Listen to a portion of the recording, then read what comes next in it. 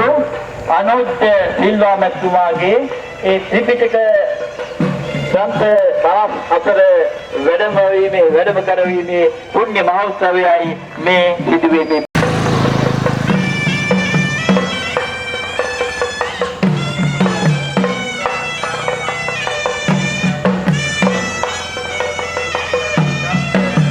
අවස්ථාවේදී බලාපොරොත්තු වෙමින් සිටිනවා.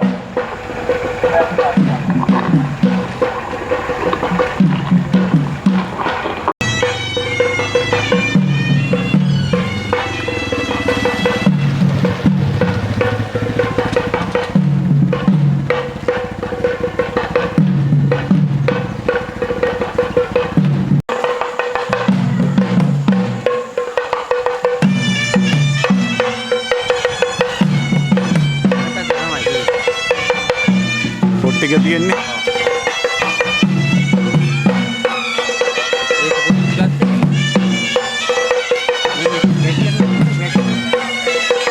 ගැටේ නැග්ගාම මේ කොඩියට වැහෙනවා.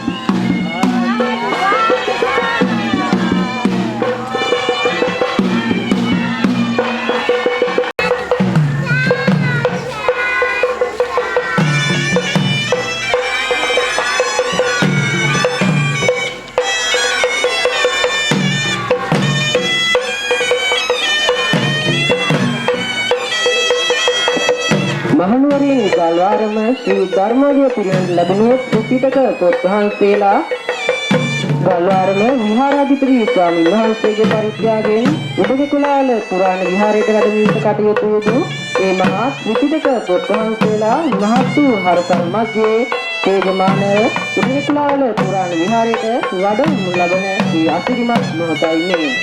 සාදු සාදු සාදු.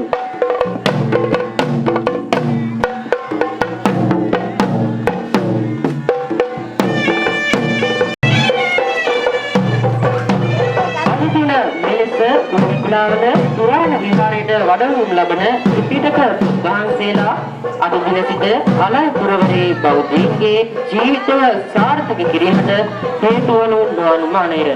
මේක වසර 2570කට පෙර බුදුරජාණන් වහන්සේ විසින් දේශනා කරන ලද 84,000ක් වූ ධර්මස්කන්ධය නිවැරදිව දැකීමට නිවනට මඟ දීමට උදෙකුලාවල සියඹලා පිටිය උතුම්ව ඕලාදී සතර පෙරෙන් ඔකටක මුලින්ම සමාජයෙන් යහපත් කිරීමට අදුසිත කටයුතු සිදුව ඇත. උදෙකුලාවල පුරාණ විහාරය හා ග්‍රාමවාසී චින්තනය තනු කිරීමට සමගව දායක වන ගමනහියේ ආනන්ද ස්වාමීන් වහන්සේගේ අනුගමන පරිදි අද දින වැඩම වූ ත්‍රිපිටක පොත් වහන්සේ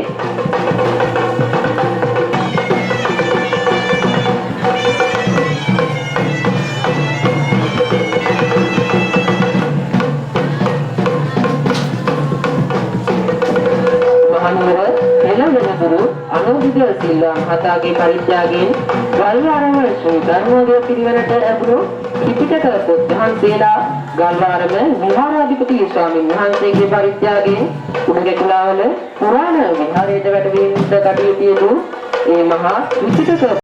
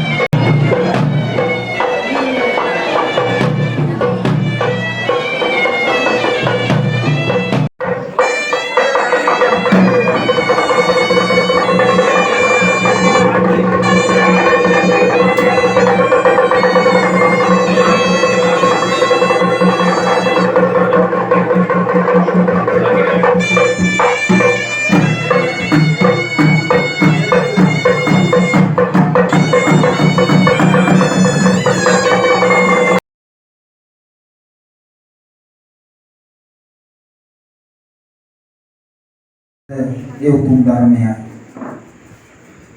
බෞද්ධයාගේ ඒකායන අරමුණවල ඒ නිවන් මාර්ග සකස් කර ගැනීමට අවශ්‍ය කරන අඩිතාලමයි මේ පුස්තකයන් වහන්සේලා තුළ අන්තර්ගත වන්නේ. ස්මරණීය දවසක් බවට පත් වෙනවා. ඒ අන්තිසිවක් නෙවෙයි. ලෝතුරා බුදුරජාණන් වහන්සේ දේශනා කොට වදාළ ඒ සුවසෝද හසක් තුන ධර්මස්කන්ධය මුද්‍රණය කරලා ඒ ධර්මය අද මේ විහාරස්ථාන ස්ථාපිත කරන මොහොත නායකත්වයෙන් යුතු මෙහෙවරක නියැලෙන බව ඔබ අපි හැම දිනාටම දැක ගන්නට පුළුවන්. එතුමන්ගේ කර්මුණක් තමයි ත්‍රිපිටක පොත් වහන්සේලා 108 නමක් ස්ථාන 108කට පූජා කිරීමේ ඒ දෙවන්ත මෙහෙවර තමයි එතුමන්ගේ ඉලක්කය.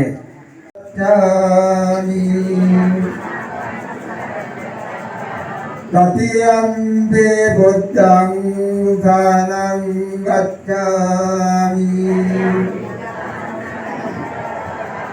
තතියම්බේ ධම්මං ධනං ගච්ඡාමි තතියම්බේ සංඝං ධනං ගච්ඡාමි ධම්මං ධනං ගච්ඡාමි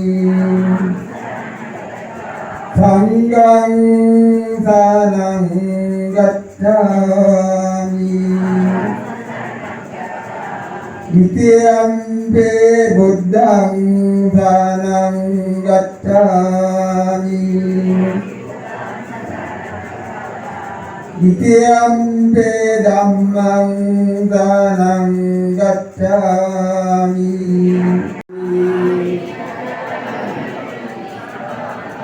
මුසාවාදා වීරමණී සික්ඛාපදං සමාදියාමි දුරාණීය මජ්ජපමා දත්තානා වීරමණී සික්ඛාපදං සමාදියාමි ගාන්ත පරිත්‍යාග කළ මහනුවර ඉතින් අපේ ආරෝග්‍ය සිල්වාමතුමා ප්‍රධාන පැවිදි සිටින ඔබ හැම දෙනාගේම අවසරයි. ඒ වගේම අපි ආරාධිත මහත්මයාගේ ඒ වගේම අන්දන් විශාල මෙහෙවරක් උදවිකුලාව සුබසෝද දහම් පාසලේ අපේ අවිද්‍යාත්මකතුමා ආචාර්යවන්දේ ප්‍රධාන ඒ සිත් ධර්මයක විශාල කාර්යයක් සිදු කරනවා. එවනම් ඒ සියලු දෙනාගේම අවසරයි. ඒ වගේම මේ ග්‍රන්ථ වැඩම කරවිලු මහ ලොකු තාකයක් තිබුණා. අපිටත් ඕන මනත් ඕන අපිටත් ඕන කියලා ඉතින් අපිට බොහොම අපහසුයි තමයි ඒ ග්‍රන්ථ වැඩම කරවිලු මහ පිළිතුරු හොයා ගන්න සිද්ධුනේ. ඉතින් මම හිතන්නේ ඉල්ලපු හැමෝටම ග්‍රන්ථ පිළිගන්නේ නොහැකුණා. මම මුලින්ම කල්ලාට ප්‍රකාශ කරනවා ඒ අනිපාඩුව පිළිබඳව. ඒ වගේම අපිට මේ ග්‍රන්ථ තැන්පත් කිරීමට අවශ්‍ය වුණා කබඩ් එකක්. ඒ කබඩ් එක කිසිම පැකිලීමකින් තොරව අපේ විශ්‍රාමලා අපේ ආචාර්ය සුමනා මහත්මියලා ඒ ගෙදර ඉවතියයි පාර දුන්නා. ඒ ඕනම තරකට කිව්ව එකම කාරණාව ඔව් මම ජාතිවාදී. හරි මම මේ කතාව කියලා මම උත්සාහ කරන්නම් ඇයි මම ජාතිවාදී උනේ කියලා කියන්නේ.